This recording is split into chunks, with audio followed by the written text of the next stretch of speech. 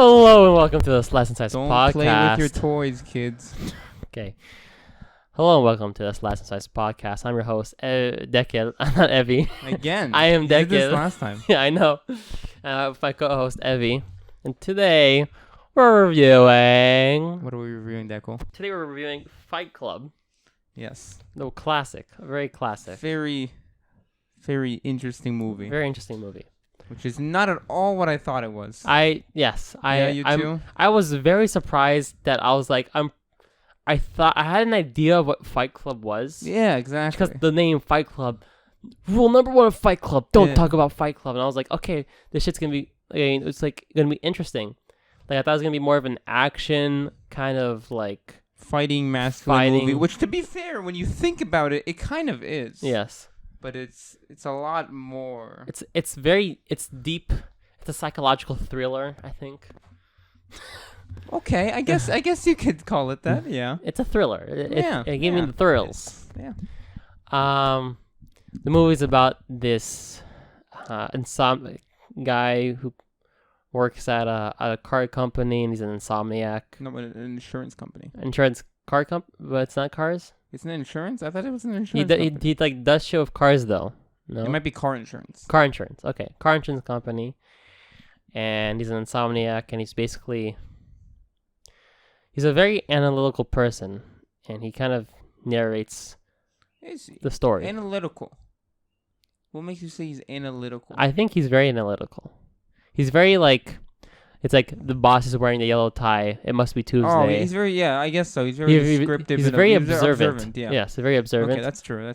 Yeah. And kind of, I guess he seems kind of like cut off from his emotions, I guess to say. I don't know. He's kind of he's weird. To be fair, the observant thing might also just because it's taken from a book. So. Oh, really? I didn't know that. Yeah, it was based off a book. Yeah. Oh, interesting. So right off the bat, I'm gonna say I love this movie. You love this movie. I love the movie. Yeah. Okay. So I watched it like a week ago, and I thought I knew what to expect going in. I was like, never mind. And I left the movie very confused, not knowing if I liked it or not. And the more I thought about it, the more I was like, I think I don't like this movie. Really? Yeah. Why didn't you like it? That's why I say I think I don't like it, because it's tough.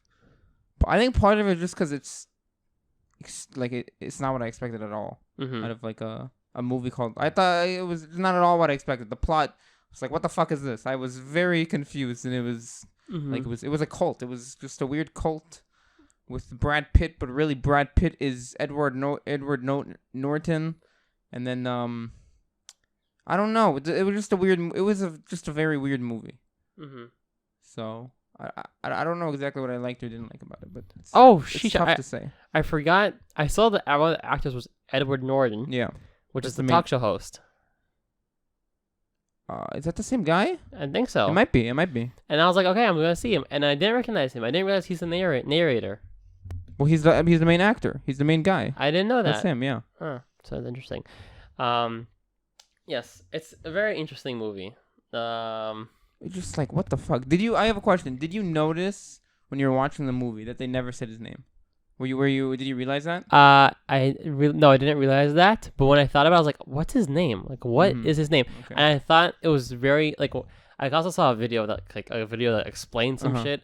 And the way they described it is like the fact that this man doesn't have a name. I think it has like this, like it gives like this deeper meaning that this person is basically where he represents like society, sort of. He's not like he kind of represents like each one of us, and how his Tyler Durden is basically his alter ego, his id. If you're looking at it as a Freud from the Freudian. I'm not familiar with what. The Freud Theory. By the way, are you aware that the bar we went to is called Tyler Durden? The what? The bar we went to last week is called Tyler Durden. Oh, really? Yeah. I didn't know that. Yeah, same Alpha told me. That's interesting.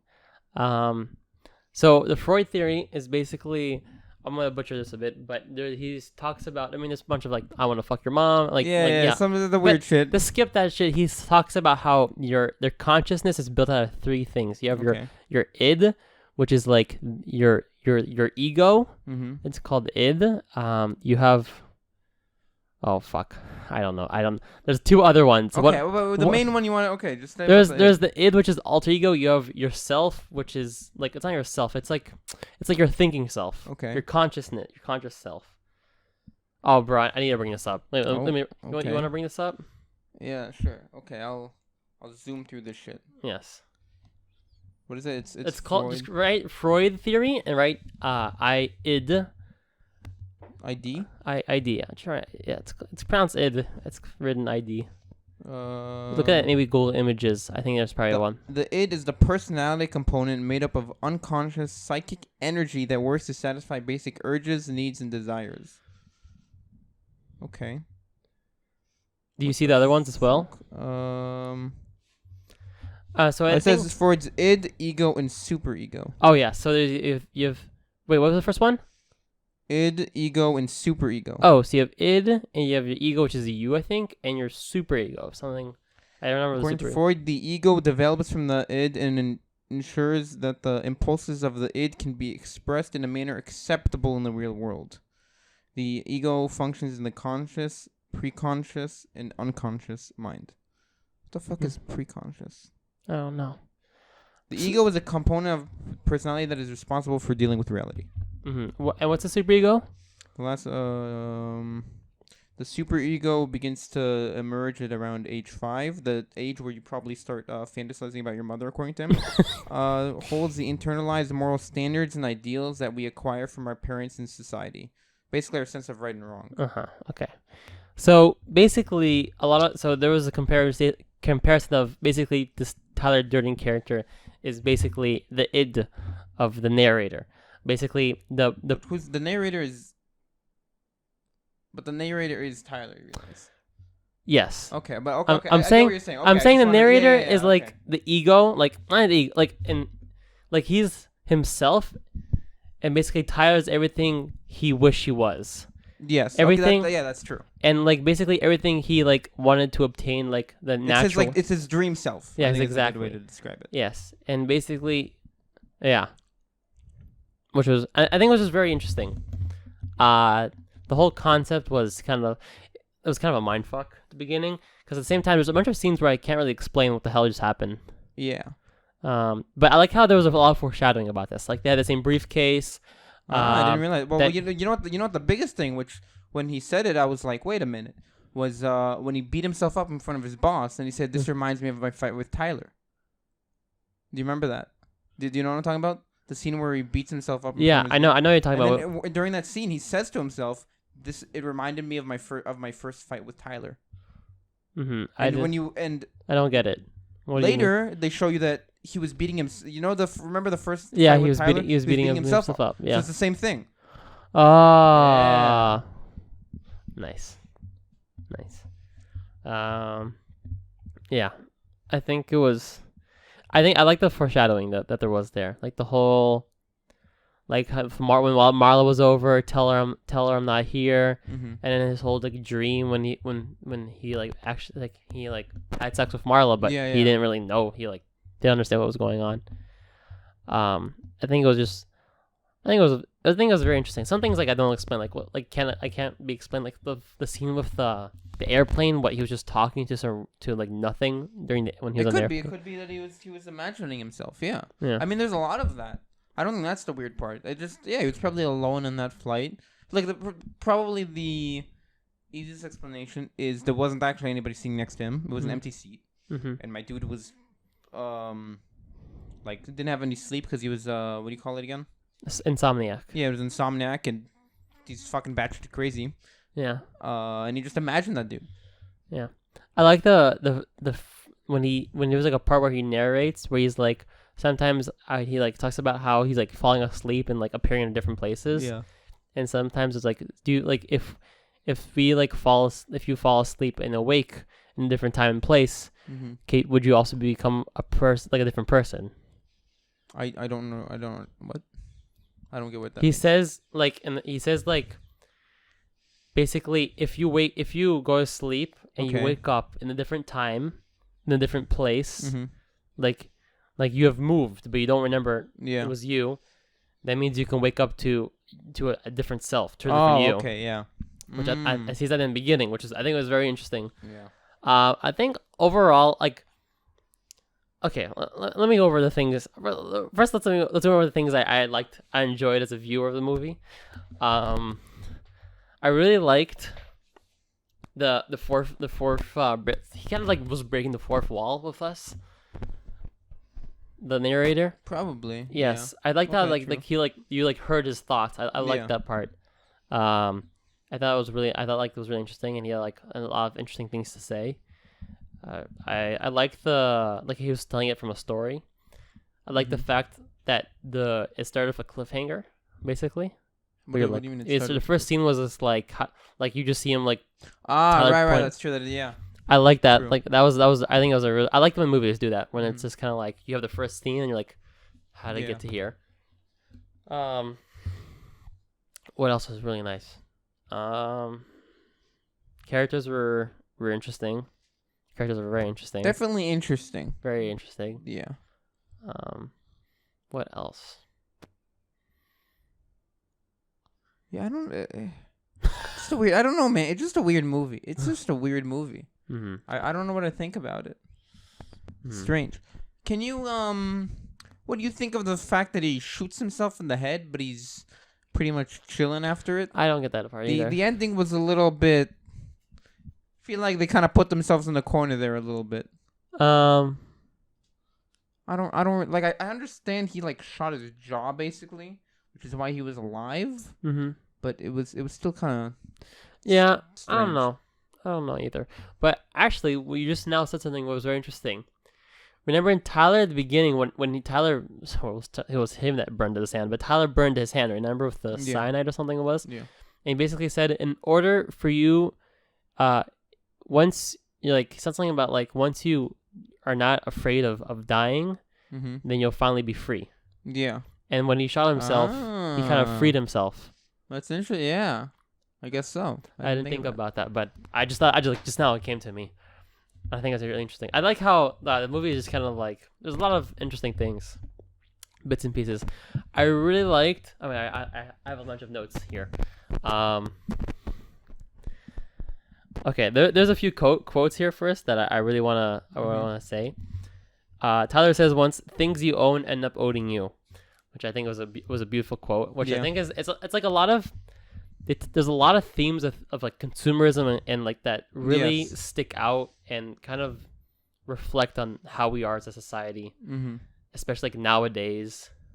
And it's kind of like when I think about like the computer and the phone and stuff. It's like all the shit I own ends up making like I'm the one. Yeah, there was me. I don't. This might sound out of left field, but there's this Netflix show. It's like a one season it's about catching the Unabomber, and a lot about at least the way they portray in the show is like the Unabomber is against a lot of modern society and like basically it's all consumerism, and he gives the example of that of I think it's like cars. In the beginning, cars definitely worked for you. You know, it helped you get from place to place. But they're like now, if you don't have a car, you're really limited. You know. Yeah. So I thought that was a really good example. Mm-hmm.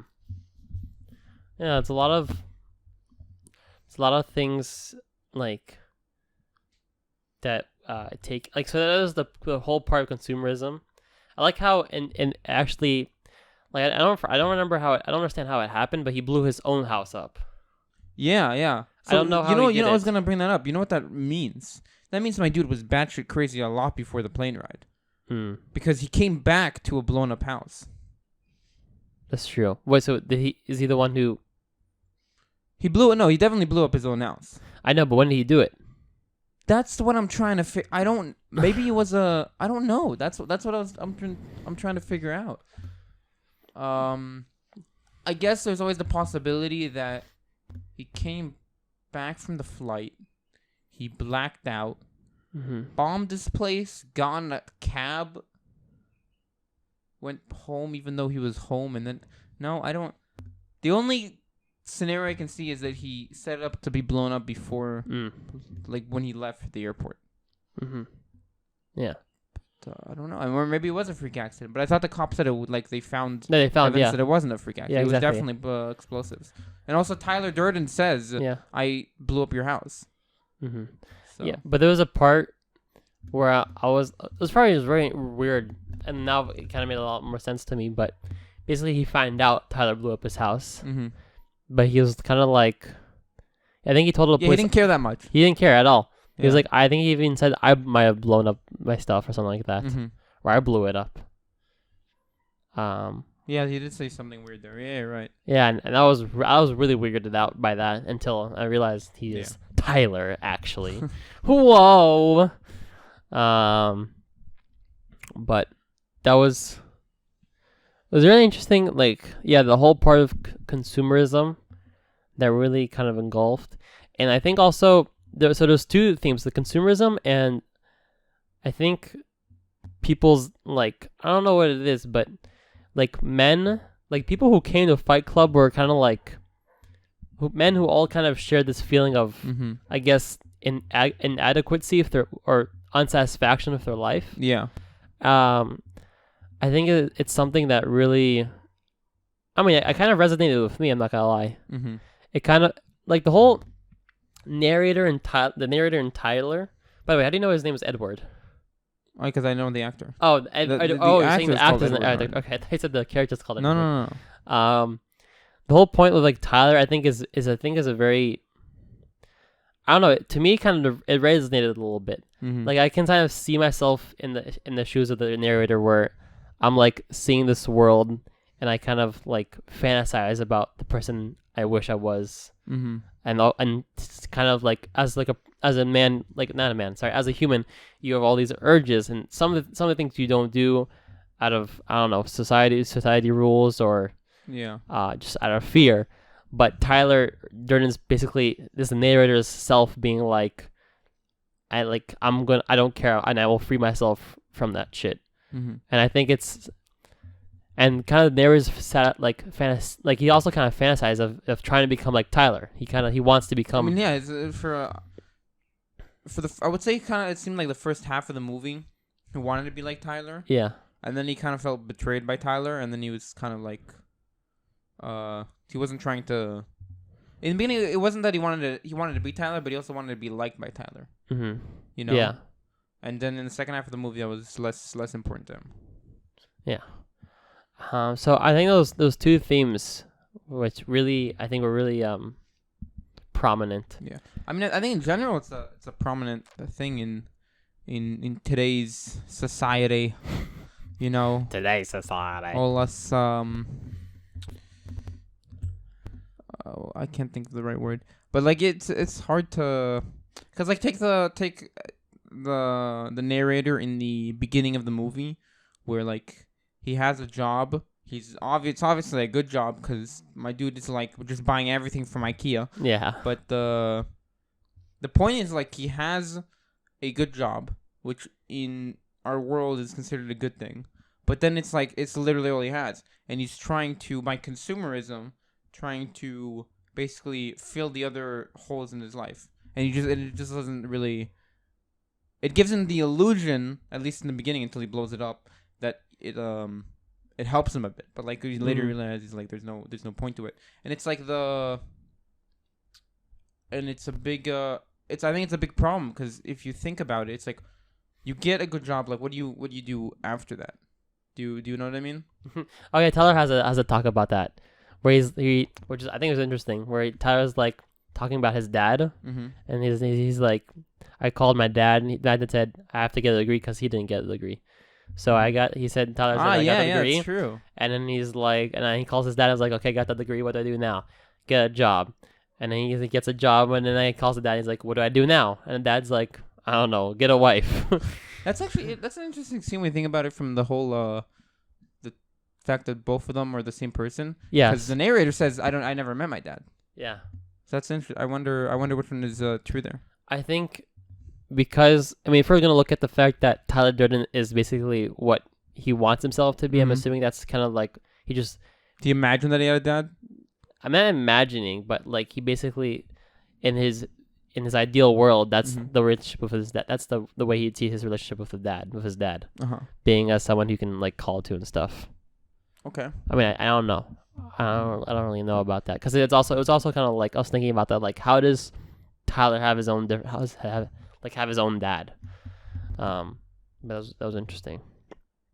What do you mean? How does Tyler have his? Oh, okay. You mean since they're the same person? Yes, exactly. Yeah. But I think it's a good question. Like, what do you do once you're successful? Yeah. What do you do after that? You know? Yeah. What's the next step? I think it's just. Are you asking that question?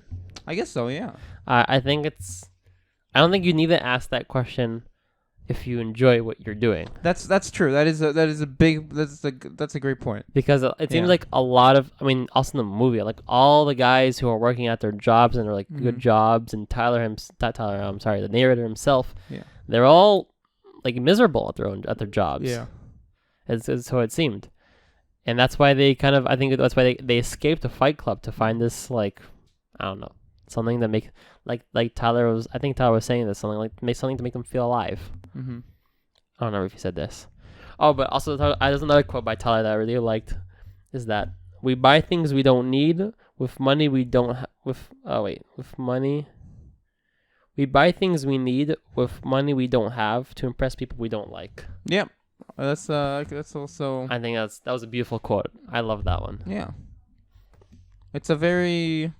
I don't feel like it's I mean, obviously you probably wouldn't. I don't know if you think about. I don't think about that about myself. That quote. That you were. Yeah. Okay. Yeah, but I feel like it's a very. I think it's very true for the most part, and I think I think social media is a good example because it's not like, I mean, it's a little different because you're not buying anything, but it's like at the end, like the next two parts of that are very true. Where it's like to impress people you don't care about. I think it's a very common thing that happens all the time now. Yeah, I was literally about to say also social media, and you beat me to it. Yeah, it's just like it happens. Again, neither of us really use social media. Yeah, which I mean, at least in the beginning, for me, was not on purpose because I used to use it like when I was, like I don't know, like 14 or some shit. I also used to use it. And then I mean, I randomly stopped using it. There was I really don't remember how it happened. It was just like I don't know. I just got bored of it, I guess, or something. And then I never got back to it. And then after like 2 years not being on it, when you realize how I guess I don't know if toxic is a very strong word can be, but like how unhealthy it could be. And I was like, thank God I'm not using any of that stuff. Yeah, that's true. I think it's very prevalent. I was also thinking about the social media thing, because sometimes I'm also like, sometimes I have like temptations like get Instagram, bro. Show your pecs off. I have an Instagram technically, like the one I made years ago, and I go on it once like every half a year, and I spend like 20 minutes scrolling, and then I delete it, and then I'm like, I'm still happy. I don't have this app. Yeah. So. Yeah. I also, but yeah, it's like the temptation is literally just to impress people I don't care about, because the people I care about, it's not people I haven't, like, I see these people, I don't need to impress them. Mm-hmm. I think it's also about, I was also thinking about it, I think it's also true for, I think in general, that we're very, some of us hold dearly to the opinions of people that don't really matter to us. I think we all do. I think like even like I can't relate to the social media one or the money one, but I'm saying that like I think every person has their own equivalent of that, where they have something they do to make other people think highly of them or better of them, even though like if you really think about it, like most of the people that would or wouldn't even like, that might change their opinion of you, like you don't actually, like you just don't care about, like it just does not matter to you. Yeah, I think you live by like the opposite. I try to as much as possible live to that. Yeah. You live quite a modest lifestyle, I have to say. Like you don't really have flashy clothes, not things. You don't have too many flashy things at all. I don't have. You're really like a minimalist as well. Yeah, you kind of. I guess so. Yeah, but yeah, living the dream. But I also don't like. like I think compared to even to most people, like I like a very little amount of attention, you know, which is part of it. A little amount of attention to what? I'm saying from people. Oh yeah, a little amount of attention from people. Yeah, like I don't desire and need as much attention from people than I think most people. Like I'm compared to basically everybody. No, I'm extremely antisocial. It's not true. Well, compared to most people we know, I would say that is true. You're quite the social man, you know. I keep to myself and a small group of people. But with that small group of people, you're very sociable. I guess so.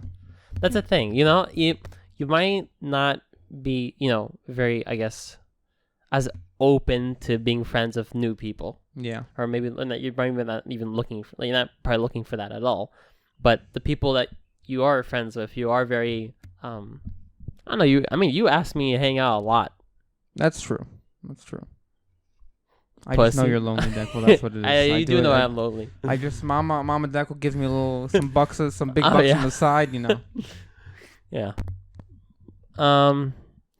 But I really, I think it's crazy. I don't know when the Fight Club was made. What, like 10, 20 years ago? Not 20. 15?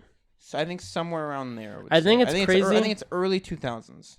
I think it's crazy how this movie is. I mean, it's not. I mean, like, I guess it's not that crazy, but it's like 15 years old. You're right. 1999. Forgive me. 20 years old. 20 years ago. Yeah, 22 years ago. Wow. Okay. Damn. Wow, that's crazy. Okay, this movie is 20 years old, and there's probably also a book before this, so it's even older than that. Yeah. And it really shows these themes that are still very relevant. I think they'll always be relevant. By the way, I just want to say, anytime I saw the picture for Fight Club, you know, when Brad Pitt's holding up the piece of soap that says Fight Club, I was always, do you know what I'm talking about? No. There's no way you don't know this. I mean, I've seen this. You've seen this. Okay. Yeah. I was always very confused. I'm like, why the fuck is he holding up a piece of soap? I never understood that part. Now it makes more sense. Yeah. Yeah. But I think what you're saying is always gonna be part of like us as people in society, and I think like if anything, it's just gonna become a bigger and bigger problem because like the real reason for a lot of the like consumerism and just a lot of I would say problems we have now is the lack of problems creates problems. Do you see what I'm saying? Yeah, but I don't think it's I don't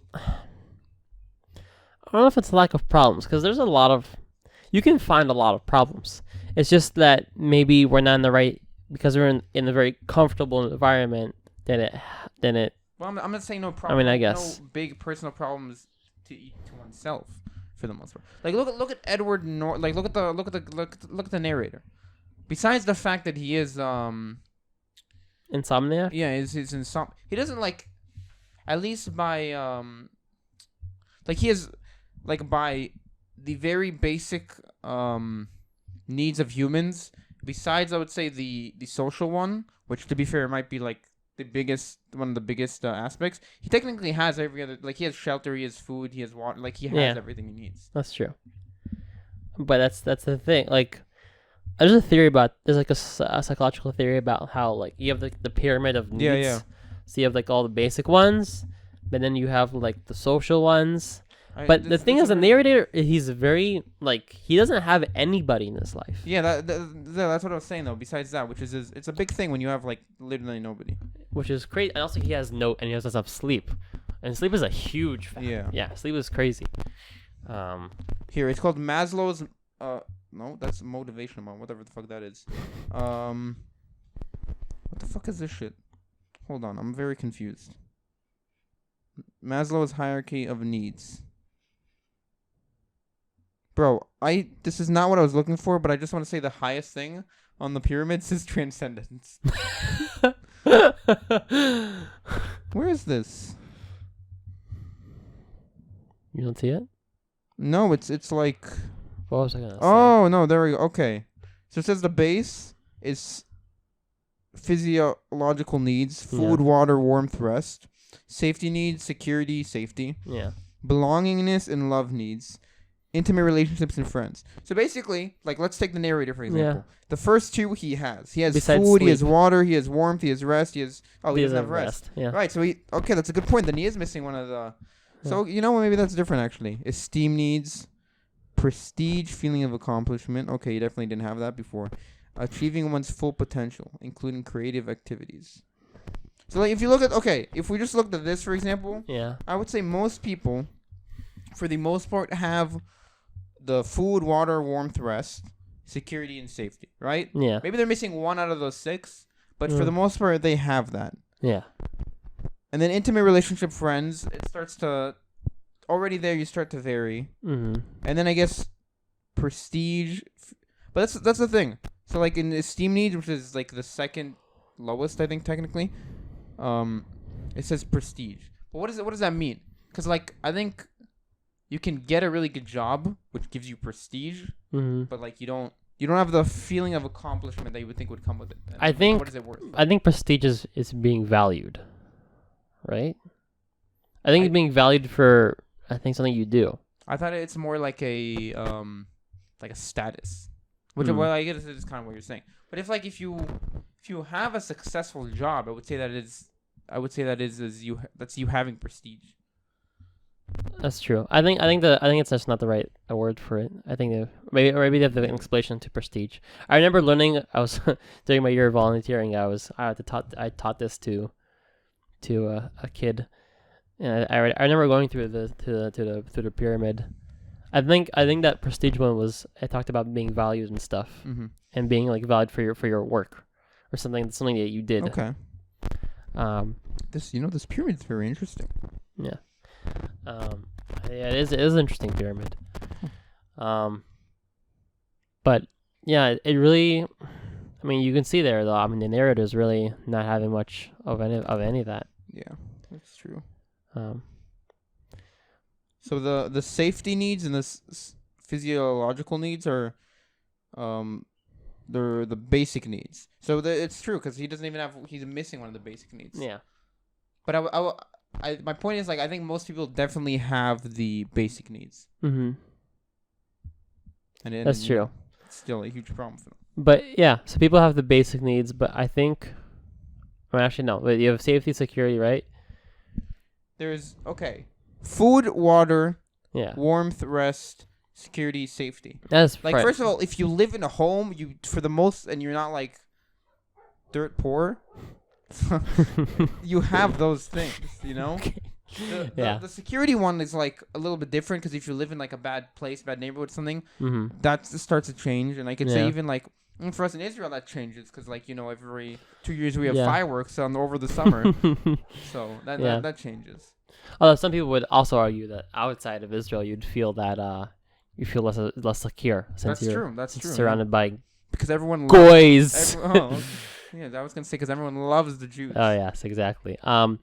But then so like I think that's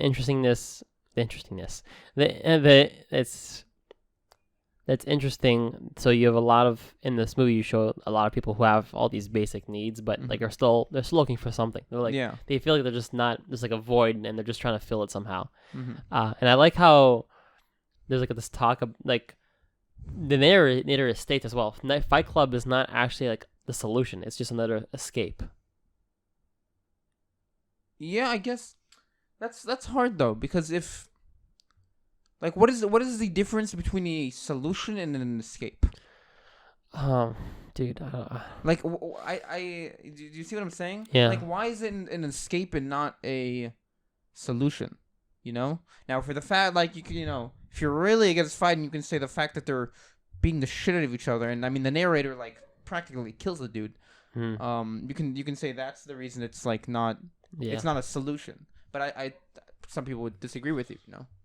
Maybe because I don't know. It's like a numbing factor. I think. I mean I don't know. Maybe I don't know. Maybe I mean I think it is probably unhealthy and is more of an escape, I guess, and a solution, but I don't really know what that means fully. Do you see what I'm saying? Yeah. So, because what is the problem? I guess. I don't know. These people are just trying to find themselves. I don't really know what it is, but they're trying to find themselves. Yeah. I'm trying to look for something, and I think it's very prevalent to today, to where we live. People trying to find like trying to find themselves. And to be fair, I think like in the world today, the thought of like getting a good job is the goal, and you'll feel fulfilled after that. I think it kind of is part of the problem, because if you look at the last two, it's esteem needs, which it was prestige, feeling of accomplishment, and self-actualization, which is achieving one's full potential, including creative activities. So my point is, I think the problem is, a lot of times, at least today, is when people get a good job and they still don't feel well, it's because either the way, it's like there's the thought that once you get that job, you will get those two things. You'll get the esteem needs and the self-actualization. Yeah. But a lot of people don't actually get that. Maybe because it's the job. I mean, the first one says it's not being at your full potential. Yeah. So perhaps like the job, maybe they feel like this job is not like right for them, or something that they really aspire to do, but they're not doing, they're not pursuing. I mean, I don't know. There was also a transcendence one before, right? Yeah, I don't know. I think it's interesting. Transcendence. I don't know. But I mean, like, personally, that's something that scares me about, like, going to learn, for example. Yeah. And, like, you work for 4 years, probably, or if you're a doctor, some shit, even more. But, like, you study at least 4 years, then you go start working at a job, and you progress. And, like, I think it's a scary thought of doing those 4 years, then starting to work somewhere. And, you have to give it some time. So let's just say 4 years and plus, like, 2-3 years of working. Mm-hmm. All right, finish that thought. So let's say you've been working towards this goal of work for like 7 years. Yeah. And then you get there, and you didn't find what you're looking for. You don't find that what was it? The feeling of accomplishment and like any feeling of achieving your potential. Yeah. And I think that's something that's really scary, and I think it happens a lot where you do that, you get to that point, and you don't feel it. But because whether financial reasons or maybe you have a family now, or whatever, like you can't start over, and you're stuck with that. Yeah, I think. Yeah, it's a scary thought. And a lot of people in the film, it seemed like they were trying to free themselves from that. Like I think that's like the real. I think that's like another really big problem. Yeah, I like the when he held a gun to the narrator Tyler. Yeah. When they held a gun to that Asian guy's head, and he's like, "You're gonna be a veterinarian." But that's a great point when he says tomorrow's gonna be the best day of his fucking life. That is very true. Yeah, it's interesting. It's interesting. They also never continue that aspect of that character, that plot story. Yeah, I don't know. I didn't really think they would. But no, yeah, probably not. But it was all. And, like, also him crashing the car, like, letting go. Yeah. Yeah, that was a little bit weird. That was like, weird. Oh, you're suicidal, bro. Also, it was weird because, like, if Tyler that scene starts to fuck with your head. It's like, how... But you know what's interesting? I didn't know... I mean, I saw this from the video that explained this shit. Mm-hmm. When they crash the car, Tyler gets out of the passenger seat and helps the narrator get it out of the driver's seat. Ah, that's cool. Yeah, that's cool. Okay, nice. Yeah. All right, we're going to take a little break. I'll be right back. Back from the pause. What the fuck happened to your hair? I took a shower. Yeah. No. Why are your eyes so red? The feds are listening. All right. Blink twice. If what? If I'm being held hostage? I don't know. Whatever. Bro. I can't look at you the same. All right. Anyway. Okay. I was gonna ask you. So we never I want to talk about at the beginning of the movie. You have like different instances where it's like, I think because he's like, I thought because he's an insomniac because he was just like seeing shit because he had this you're saying like if you look at stuff differently? No. I'm saying at the beginning of the movie there's like a figure appearing. In a frame. Oh, and you're saying that's him already doing the transition. Yeah.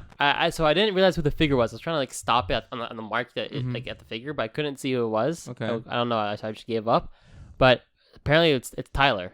Yeah, that makes sense. I totally forgot about there's a few small details like that. Yeah. Yeah, and I one of the times, like I don't remember the other times, but I remember specifically one of the times this figure appeared as soon when he was watching Marla walk away from the group, like after being at one of those like at those groups things. Okay. Yeah, I know what you're talking about. Yeah. And the narrator looks at Marla, and as he looks at her, the Tyler appears.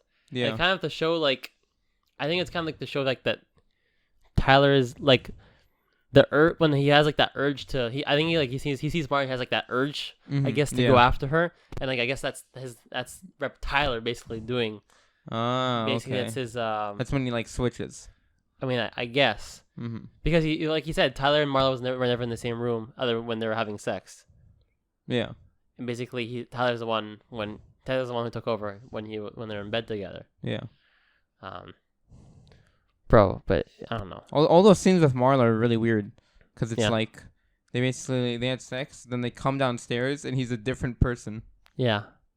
And when you realize that, like, you look at it really differently. Yeah. I think it would be really interesting to watch the movie again from the beginning, knowing that Tyler is, and being like, holy fuck.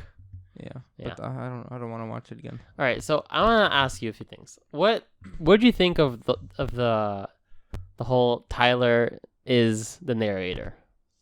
What do you mean? The big reveal that Tyler is the narrator. That like Tyler is Durden. Yeah. I thought it was good. That was very interesting. I mean, in the for the first 2 minutes after they said that, I was like, does this make any sense? Mm-hmm. You know, I was basically like, let me find the plot hole. Yeah. But I couldn't think of anything. So I was like, oh, that's good. That's interesting. And then I was like, that actually makes a lot of sense. Mm-hmm. So it's cool. Yeah. But it also answers, because I'd noticed that like they never the things about the names, that they never call him by his name. The narrator by his name? Well, why is it connected to the Tyler? Because the only name you hear throughout the movie is Tyler. Yeah. And you never hear the narrator's name. That doesn't make any sense. Mm-hmm. You know, did you see what I'm saying? Oh, so you're saying because they're just calling him Tyler? Yeah, because they're just saying the narrator's name. Or you're saying sir? Huh? All the cult members are like, sir. Oh yeah. Sir. Dude, when he went into the investigation room, whenever he like wanted to be like say like he was like to report to the cops basically what he was doing. Yeah. And I literally knew like the cops are probably on it. Yeah. And then the cops are like, and then he's like abort the mission. He's like, Tyler said you would say that. that part's nuts, because like it means it's so weird, because it's like, so his alter ego was like an evil genius. Yeah, basically. Like he planned everything out. Yeah, exactly. Basically, which was interesting. But I guess Tyler, in order for Tyler to live, I guess then he needed, like, in order for him to live, the narrator needs to live, I guess. I don't really know, because he died. Okay, I don't know. Yeah, I don't know what you're trying to say. Because Tyler, the only times I've seen Tyler like really angry was when the narrator almost shot the bombs. Yeah. And that, like, I think it's because, like, I don't know if I know. Because he doesn't want the narrator to die because he is the narrator. I don't know. Well, yeah, okay.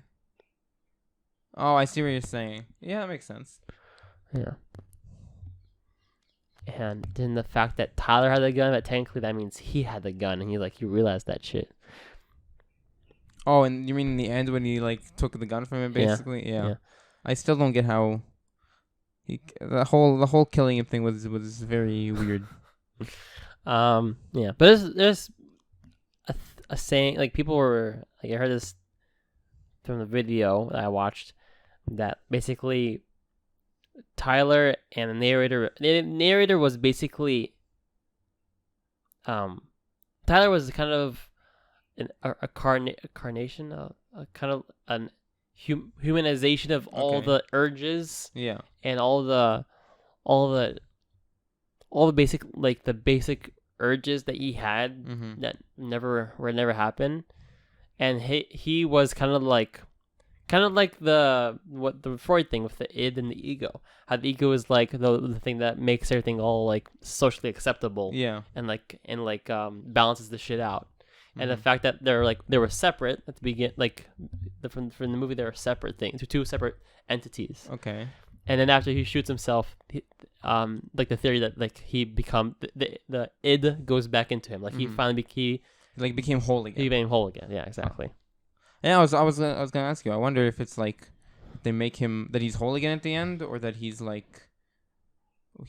shut off part of himself or something. I think he's whole because he seems to because the way is the fact that he lost the alter ego a good thing or a bad thing?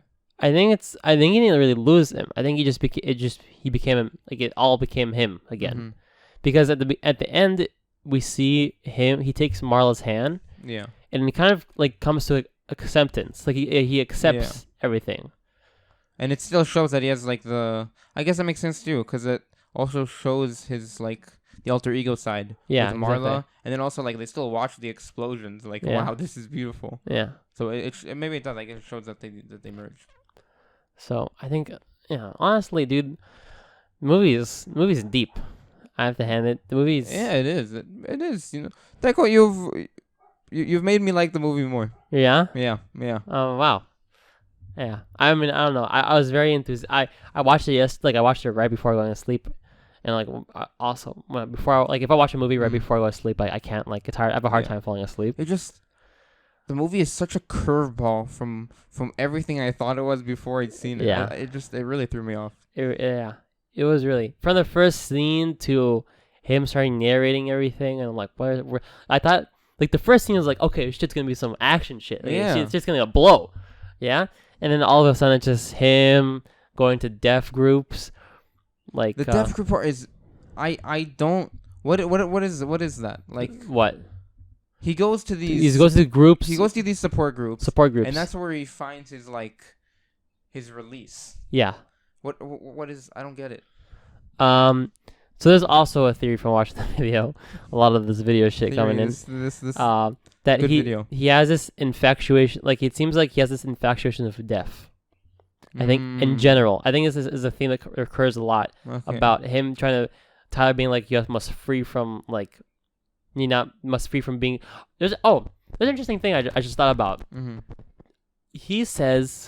Tyler says to him, you must, in order to free yourself, you must stop being scared to die, right? Yeah. And at the beginning, in one of the support groups where it's a cancer group, this woman named Chloe with the head right was I am no longer scared to die anymore, and I finally feel free.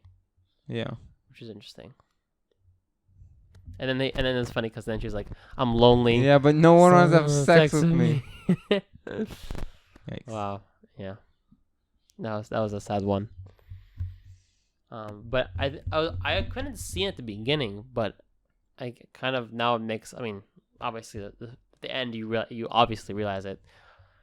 That basically at the beginning, the narrator was had feelings for Marla. Oh yeah. I didn't realize that at the beginning. Really? Because he was like, I hate her, and I was like, oh yeah, it makes sense. Yeah, but why would you like her? She doesn't seem like a fun human being. But the way he just says that he hates her, and everything, just made it seem also it's a dirty movie. The movie doesn't seem like it's a pretty movie.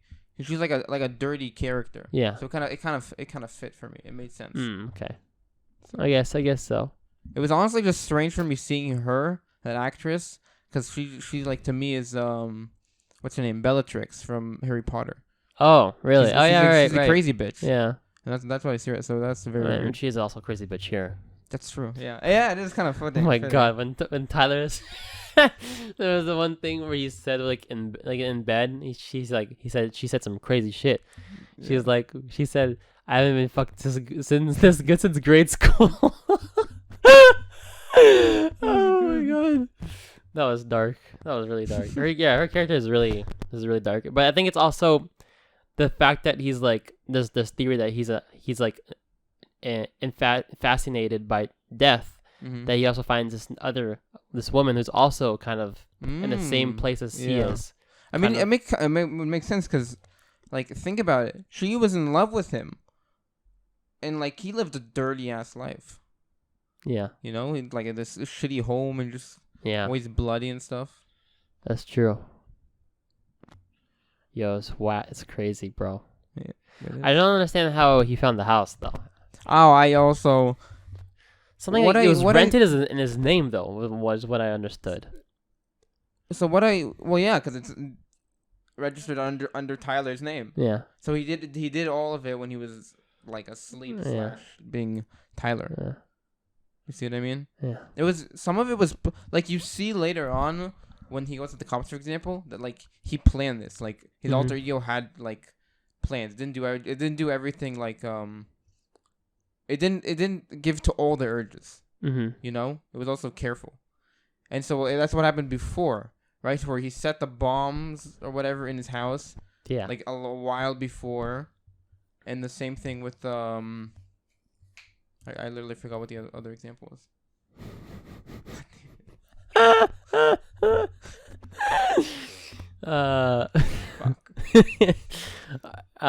But yeah.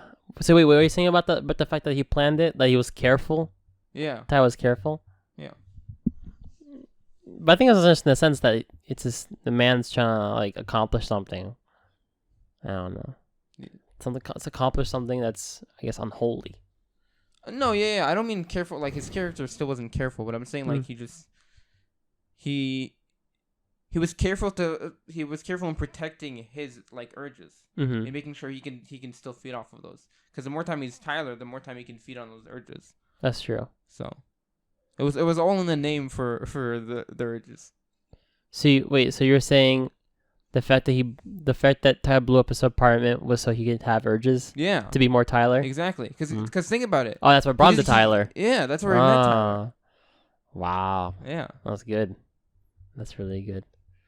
There was something else I wanted to say. Fuck. So he had the police called him about the fact that it blew up. Remember? Yeah. Yeah, and also Marla called him as well. You're right. How did they? So at the beginning, I was like, how the hell did they know where to call him? And then it makes sense because Tyler just gave the number. Yeah. Yeah. He is Tyler. Tyler is he? I mean, exactly. Is he Tyler, or is Tyler he? But you know the thing about the calls is the police. He's not surprised that they know where to call to. But when Marla calls, he's surprised. Which is weird. The police are right? Because when the police call him, he's not like, "What the fuck? How do you have this number?" But when Marla calls, he's like, "What the fuck are you doing?" Wait, how did Marla explain that she has his number? That he forwarded his number to her? Something like that, yeah. There was something, yeah. Generally, it must have been Tyler. Yeah. Which is but then again, how do you say the police know his number? I don't know. It's a good question. I don't know.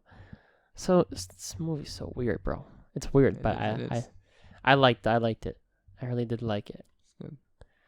It's good. I wonder actually how much of the movie is like really written by like the producer or director. I think it's almost the same. I'm pretty sure this guy is based off the book. Wrote it in like he wrote a book, but like it was supposed to be a movie. Oh, okay. You know? It was like. And did he work on the movie as well? I believe so. Oh, okay. I think so. Yeah. I think he's written a few books that became movies. Like I think he specifically writes books that can be made into movies. Oh, wow, that's cool. Yeah. It's probably a lot more profitable too. Yeah.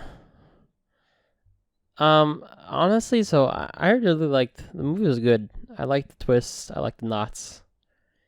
Like it wasn't white and black. It was it was dirty. Yeah. I liked that it was dirty.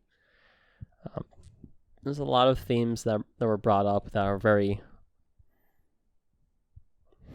I guess, very, very, very relevant. A lot of things that are like a bit more personal things, and also on a level of society. I don't know, there's a personal aspect to this shit. Yeah, there's like a micro and a macro. Exactly. Yeah. And I like how it all comes together. I don't want to I don't want to spoil this for you. But there is a similar thing, show or TV show or a movie that has this kind of the same concept of this movie. And after I saw Fight Club, I was like, wow, this is very similar. Wait, what movie? I don't want to spoil it for you. I'm confused. But what are you spoiling for me? I don't want to spoil. Fine. Okay, I'll say this. Okay, there's a show that's very similar to this. It's called Mr. Robot. Ah, okay. It's very similar to it has a very similar there's a lot of similarities with that show and this movie. It's also something I recommend you watch it. It's very good, but I know you're in the middle of The Office. No, I finished The Office. Oh, wow. What a fucking, let me tell you. Holy crap, what a show. Yeah? Bro, it might be it might be the best sitcom I've seen. Wow.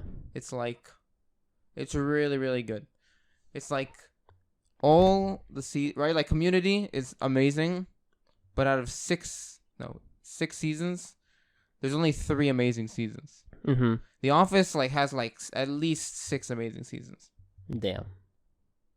So wow. So it's a quantity and quality. Would you rewatch it? Oh, 100%. Yeah. 100%. One day I'll come back. Definitely. Now I'm watching Big Mouth, and it's really. There's a new season? Yeah, man. I sometimes forget how weird that fucking show is. Yeah, I can't watch Big Mouth anymore. I don't know why. I don't know why this season they're doing so many movie references. Huh. I don't know why. Yeah, they watch a bunch of movies. I mean, obviously they do, but they're every single one has 3 I recognize, and I mean, so I bet there's a lot more than that. Mm-hmm. All right, I just want to close it off. Just want to get your final opinion. What would you rate this movie? Before from beginning 1 to 10 of this podcast, I would have literally been like, I can't give it a rating. I don't know. I don't know. You said something about? I think you said the same thing about Endgame, didn't you? No, Endgame. Endgame. I probably said I don't know what to give it, but I don't like it. Oh, okay. Fight Club, I literally didn't know what I thought of it. Endgame, I didn't know how much I didn't like it. That's why I didn't know where on the hate spectrum I was. But now I'm a fan. I'm a fan. Oh wow. Yeah. I would give it like a 7 out of 10. Okay. That's nice. That's nice. That's respectable. I would give it.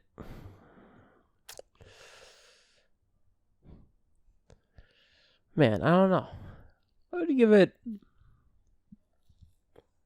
8.5 out of 10. Okay, it's strong. That's strong. Yeah, I didn't feel like a 9 was like too strong. I think for me, but like I get that. But like 8 was. I know what you mean. 8 was like, I don't know if I'm a big supporter.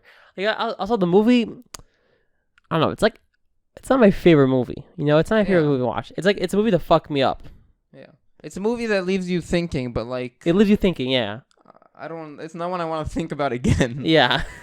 So it's like I like the concepts and everything, but it's not like a movie. It's not like, for example, like a Quentin Tarantino movie where you can just shut your brain up and just watch. Oh my god. This movie, it makes you think.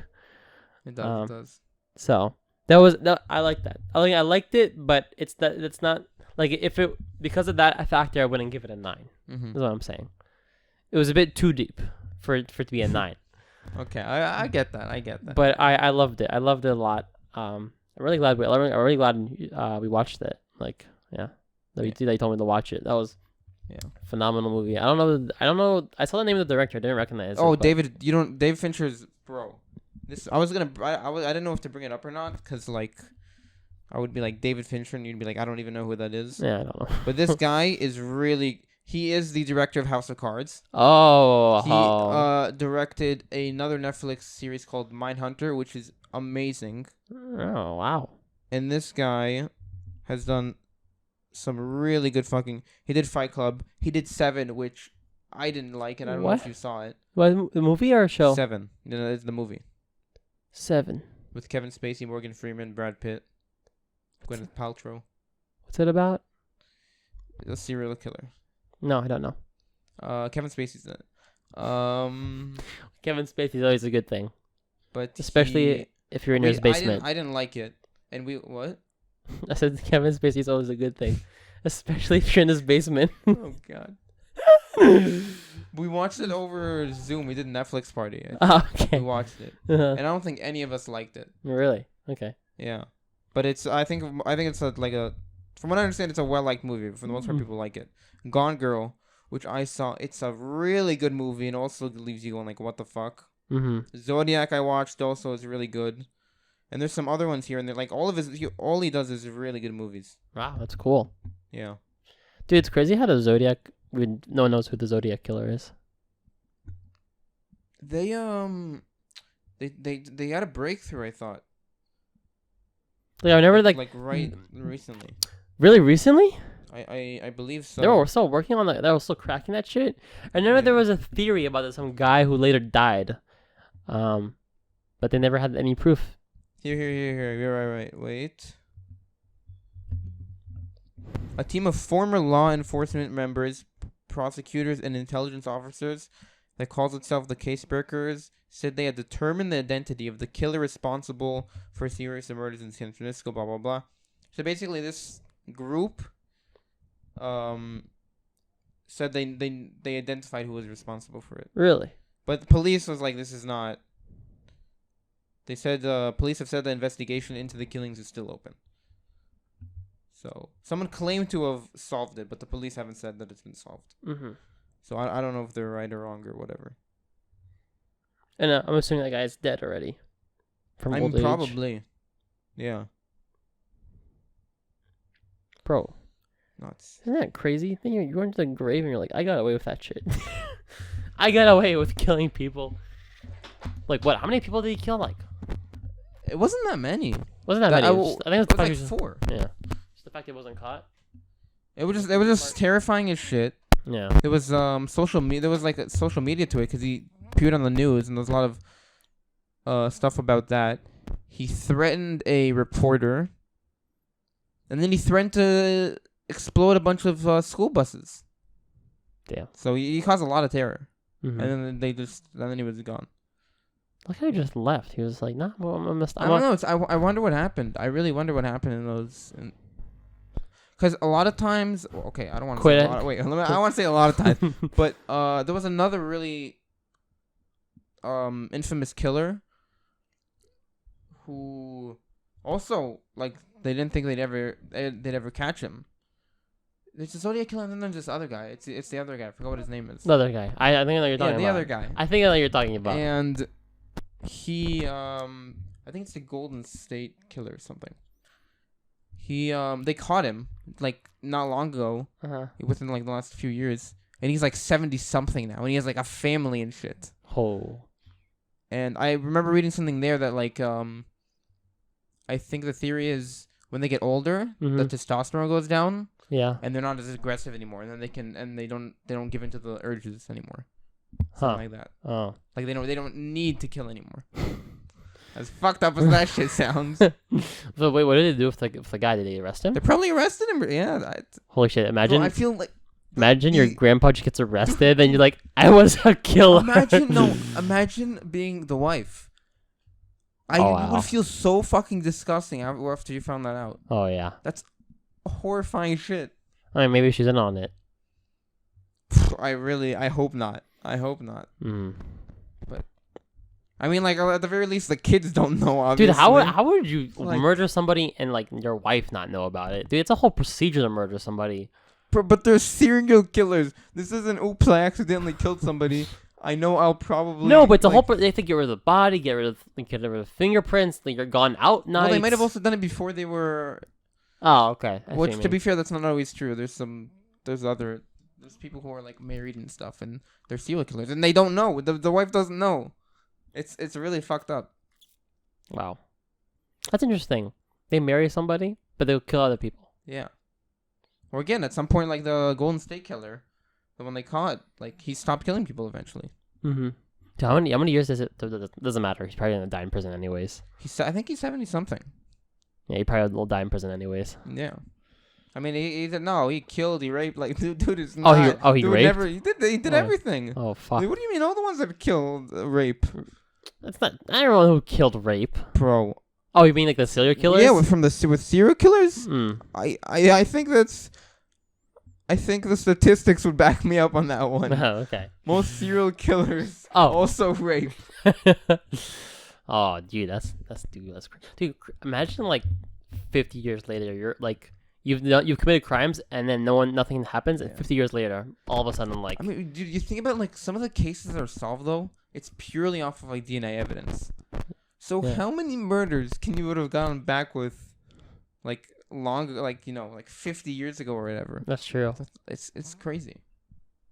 That's true. Like as long as you don't leave any identification around, you should be fine. I mean, 50 years ago. I mean, what, like 90 years ago, you can just like do whatever you want and then move to another city and start your life again. Not even move to the next city. I think if you're smart, 90 years ago, it's really easy to get away with murder. Yeah. Because if you just are a little smart and don't do all like the really obvious things that can get you caught, then you're fine. Mm-hmm. So, dude, it's crazy. Yeah. I mean, the problem also with serial killers is that a lot of time they're not. Oh yes, the problem with them is that it's not like the motive. There's no motive to it. Mm-hmm. Yeah. Like the motive is randomly to kill a person. It's not like someone like a wife is murdered, so you're like maybe the husband did it. Mm-hmm. Yeah. When you look at the people who have relationships with, because a person isn't killed by someone they don't have a relationship with most of the time. Yeah. That's the thing. That's what makes serial killer. That's what makes it so hard. That they don't have they usually don't have a relationship. Mm-hmm. Dude, that's fucking scary. Like they just have they have a type. Mm-hmm. Like the what's his name? Ted Bundy, for example. What was his type? Woman? Yeah. Just women? I think so. That's it. That type. That's a very vague type. It's a very general. No, type. but it already narrows it down. Yes, half the population. Yeah, exactly. 50%. All right, cool. I just mean you're able to profile him. Whatever. Maybe he likes Latinos. There we see stuff like that. Yeah. Little. I mean, also probably like they're probably young as well. Yeah. Yeah. They're young. It's a dude. Ted Bundy. Rolls off the name of the tongue. That's bad. Dude, imagine, dude. There was women that were getting. I know. Like, fucking Ted Bundy, and then they're killed him. They're making. I think it's a Netflix show about some woman who was like in love with him, and after he even went to prison, she was like in denial about it. They're making like a movie or a show about it. Damn. That's fucked up. It is fucked up. Wait. The serial killer? Ted Bundy was a psychopath, right? I believe so. Diagnosed. The Golden State one, was he also a psychopath? No, I don't. No idea. I think they're all psychopaths. Yeah. How can you not be a psychopath? You accidentally decide to murder people, like, dude, I did exactly 2 months apart for 3 years. Like, you gotta be a psychopath. That's funny. I mean, it's not funny, but it's funny. Exactly 2 months. Oh boy, here comes another murder. It's that time of the month again. Gotta go get myself a little murder. Boy, that is fucked. Yeah. Dude, how come in Israel we don't have people? I mean, maybe we do. I don't know, but I don't think we have people. We don't have that many cases of like serial killers in Israel. Yeah, I don't think so. It's interesting. We heard about them we heard about like one or two of them in high school once. Really, I don't remember this. I have a vague memory of that, but that's it. I mean, it's also a lot less people and stuff, and I mean, there's already more violence here anyway, so probably like and probably some of those people just go into the army, osmosis. Just go into the army. Yeah. This is where I'll let my urges out. Exactly. Unleash them. Dude, fucking crazy. All right, well, you think we'll end it here? I'll save I had some things, but I think I'll save them for the next podcast. Oh, really? Okay. Yeah. Okay. Yeah. Save that with Pulp Fiction. Also, save for the Pulp Fiction. Oh, that's a great movie. I love Pulp Fiction. Bro, it's my favorite Tarantino movie. Yeah? Really? I think so. All right, we'll talk about it next time. Okay, yeah. Anyways, this has been it for your boys on the Slice and Spice podcast. Yes, sir. We out. We out. Bye.